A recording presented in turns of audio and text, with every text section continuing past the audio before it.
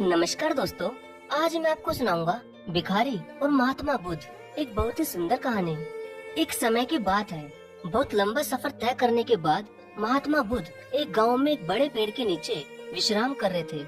परंतु जहां भी महात्मा बुद्ध रुकते थे, वहां उनके भक्त लंबी कतार में उनकी सेवा करने लग जाते और कई लोग तो अपनी बड़ी से बड़ी समस्या भी उनको बताते और बुद्ध उनका समाधान भी करते थे। अब सुबह से लेकर शाम तक कई लोग उनके पास अपनी समस्या लेकर रोते हुए आते, मगर जब वो वहाँ से जाते तो उनके चेहरे पर खुशी की एक मुस्कान रहती थी और उन लोगों के चेहरों पर मुस्कान देखकर महात्मा बुद्ध भी खुश रहते थे। ये सब वही थोड़ी दूर बैठा एक भिखारी भी देख रहा था, तो वो भी अपनी समस्या लेकर महात्मा बुद्ध के पास गया।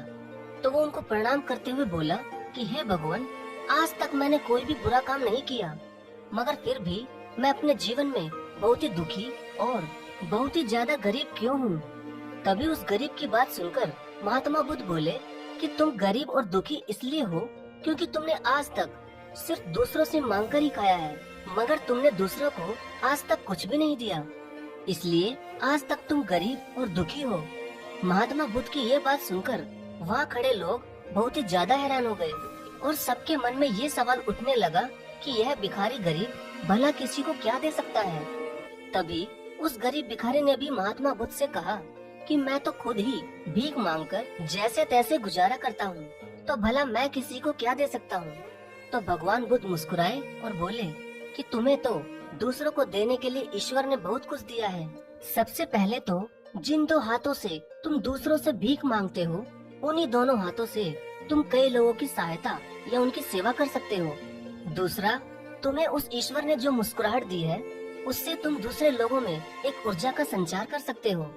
और तीसरा, जिन लोगों से तुम भीख लेते हो, उनको बदले में तुम आशीर्वाद या कोई उपदेश भी दे सकते हो। और ईश्वर ने ये तीन चीजें जिस किसी भी इंसान को दी है, वो जीवन में कभी भी गरीब या दुखी नहीं हो सकता।